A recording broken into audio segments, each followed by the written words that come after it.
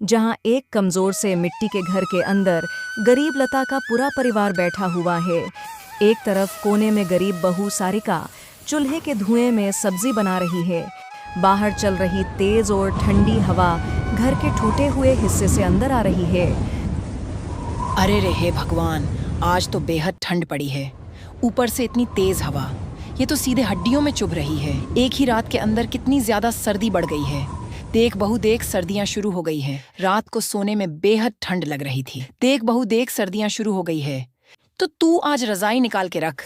ठीक है माँ जी, मैं बाद में कंबल निकाल के रख दूंगी, आप चिंता मत करो। सरला जैसे ही बोरी में से कंबल बाहर निकालती है, देखती है कि चूहों ने पूरी कंबल को बुरी तरह से कुतर डाला है। हे भगवान, इन चूहों ने तो बेहद दुहकी कर रखा है। इस सर्दी के मौसम में ये पुरानी कंबल ही हमारा एक लौता सहारा थी, इसे भी काट दिया। अब हम क्या ओढ़ के सोएंगे। अरे बहू, तू क्यों इतना परेशान हो रही है? ला इसे मुझे दे, मैं अभी कपड़ा बिनाकर इसे पहले जैसा बनाती हूँ, फिर ये ओढ़ने लायक हो जाएगी। माँ, तुम कितनी बार इस कंबल को सिलोगी? इस कंबल की रुई भी निकल गई है और ये पूरी तरह से उधड़ गई है। अब हमको नई कंबल लेनी ही चाहिए। नेहा बेटी, तू तो अच्छी तरह जानती है कि अभी घर के हालात कितने मुश्किलों भरे हैं। उसमें तेरा भाई अकेला कमाने वाला है, वो बेचारा अकेले क्या क्या करेगा। हम सबको 2 वक्त की रोटी खिलाएगा या कंबल खरीद के लाएगा।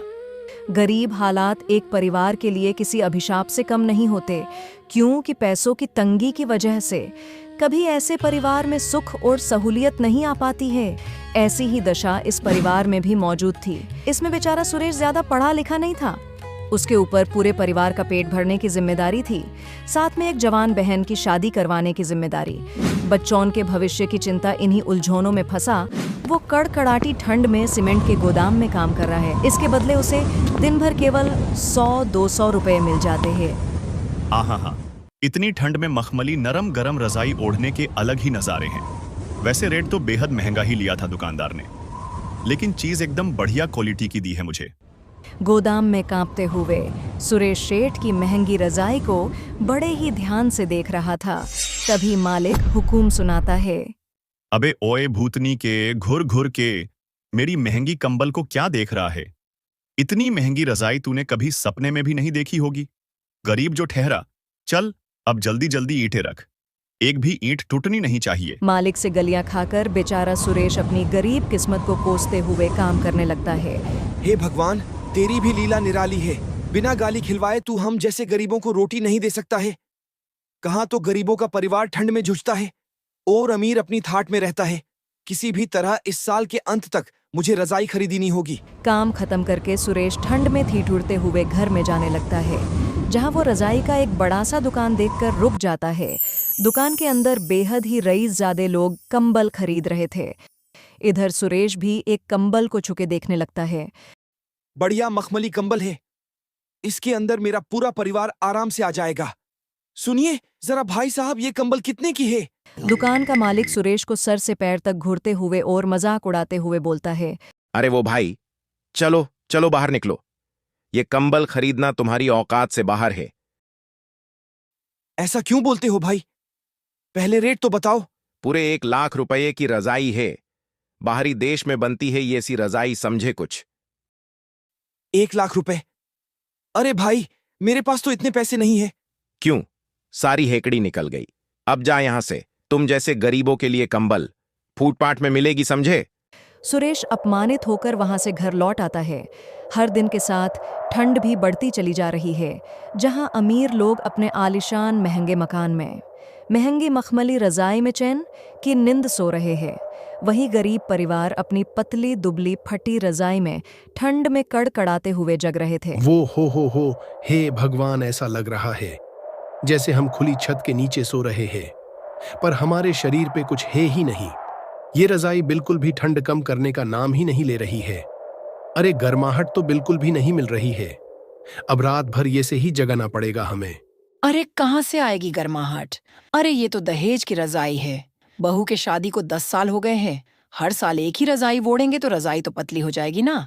जहां एक तरफ गरीब परिवार रजाई में परेशान था, तभी छुटकी और बंटी रजाई में झगड़ा शुरू कर देते हैं। ओए बंटी के बच्चे, छोड़ मेरी रजाई, मुझको भी रजाई ओढ़ने दे, मुझको ठंड लग रही है। छुटकी की बच्ची, ज्यादा नखरे मत दिखाला इधर रजाई। मुझको भी ठंड लग रही है, लड़ाई मत करो मुझसे। इसी खिंचातानी से रजाई बिचो बीच से आधी फट जाती है। बेचारा पूरा परिवार असहाय महसूस करते हुए एक दूसरे की शक्ल देखने लगता है। सबके आंखों में आंसू थे। हे भगवान, इसी को कहते हैं कंगली में आटा गिला। अब बिना रजाई के कैसे रात कटेगी? अरे इतनी बर्फीली हवा आ रही है, लगता है कुछ देर में सारा शरीर का खून ही जमा दे। अरे रे रे। दादाजी जी, आप चिंता मत कीजिए, मैं कुछ जुगाड़ लगाती हूँ। यहाँ सरला कुछ बोरियों को काटकर उनकी रजाई बना लेती है। पूरा का पूरा परिवार इस तरह ठंड में गुजारा करता है। ऐसे ही कड़कड़ाटी ठंड में कुछ दिन बीत जाते हैं। एक दिन सुबह ठंड में दोनों बच्चे उलटियां करने लगते हैं। माँ जी, देखो ना, इनकी तबीयत बेहद ही खराब है। उलटियां बंद ही नहीं हो रही है। अब पूरा का पूरा परिवार ऐसे ठंड में बोरी ओढ़ कर रहेगा तो क्या होगा बहू?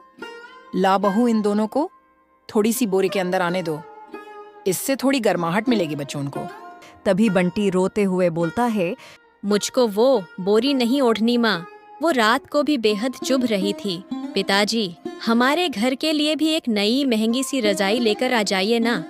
कहाँ से लाऊं मैं तुम लोगों के लिए महंगी रजाई? मेरे लाल में आज ही शेठ से कुछ उधार पैसे मांगूंगा और नई रजाई लेकर आऊंगा। ठंड में कांपते हुए सुरेश सड़क पर निकल जाता है। तभी वो रोड पर सेल लगा हुआ देखता है, जिसमें एक आदमी तेज तेज आवाज लगा रहा था। आ गया साल का सबसे बड़ा बम्पर धमाका, जिसमें गरीब हो या अमीर, करोड़पति हो या रोडपति, हर इंसान पा सकता है महंगी रजाई जीतने का मौका, वो भी सिर्फ 1000 रुपये में। जी हाँ, आपने बिल्कुल सही सुना, जनहित में जारी। ये बातें सुनकर सुरेश के मन में एक उम्मीद जग जाती है। वो दौड़कर सेठ के पास आ जाता है। सेठ, मुझे 1000 रुपये चाहिए थे। 1000 रुपये चाहिए? वो भी एकदम से करना क्या है तुझको? वहाँ सड़क पर साल का सबसे बड़ा बम्पर धमाका निकला है। वहाँ लाखों रुपए की रजाई हजारों में मिल रही है। ये बात सुनकर सेठ जोर जोर से हंसता है। क्या कहा तूने? लाखों रुपए की रजाई तुझे हजारों रुपये मिल रही है? अरे तुझको मूर्ख बना रहे हैं। मूर्ख कहीं का, चल मेरा क्या ज्यादा है, ये ले 1000 रुपए तेरे पगार में से काटूंगा। बेचारा सुरेश 1000 रुपये लेकर भागकर उस बम्पर धमाके में आता है और कूपन लेकर घर आता है। तभी रोते हुए सरला बोलती है, ये जी, आप तो हम सबके लिए रजाई लेकर आने वाले थे ना, मगर आप तो खाली हाथ लौट आए। सुरेश पत्नी को सारी बात बताता है। क्या जरूरत थी आपको ये जुआ खेलने की? एक तो ऐसे ही हमारे हालात ठीक नहीं है, अगर कूपन नहीं लगा तो क्या करेंगे? तो समझ लेंगे कि हमारी किस्मत में नहीं था। अगर किस्मत में हुआ तो मिल जाएगा। पूरा परिवार ठंड में सारी रात प्रार्थना करता है और अगले दिन जैसे ही सुबह होती है, वही आदमी महंगी महंगी रजाई लेकर उनके घर आ जाता है। बेहद बेहद मुबारक हो, इस साल के बम्पर धमाके के विजेता आप और आपका परिवार है, इसलिए आपको मिलती है ये लाखों रुपये की नई मखमली रजाई। ये बातें सुनकर गरीब परिवार वालों के आंखों में खुशियों के आंसू आ जाते हैं कि दुआएं देने लगती है। भगवान तुम्हारे बाल बच्चे और परिवार को आबाद रखे बेटा। तुम नहीं जानते, हम लोगों के लिए ये केवल रजाई नहीं बल्कि सोने चांदी जितनी महंगी चीज है। अब हम भी इस महंगी रजाई में सोएंगे ना दादी? बोरी तो नहीं ना ओढ़ना पड़ेगा ना बुआ? हाँ मेरी प्यारी चुटकी, अब हम पूरा परिवार आज से इस महंगी रजाई में सोएंगे। कितनी खुशी की बात है, आखिरकार हमारे इस गरीब घर में महंगी रजाई आ ही गई। उसी दिन जब रात हो जाती, पूरा का पूरा परिवार इस भीषण ठंड में वोड़ कर राहत महसूस करने लगता है।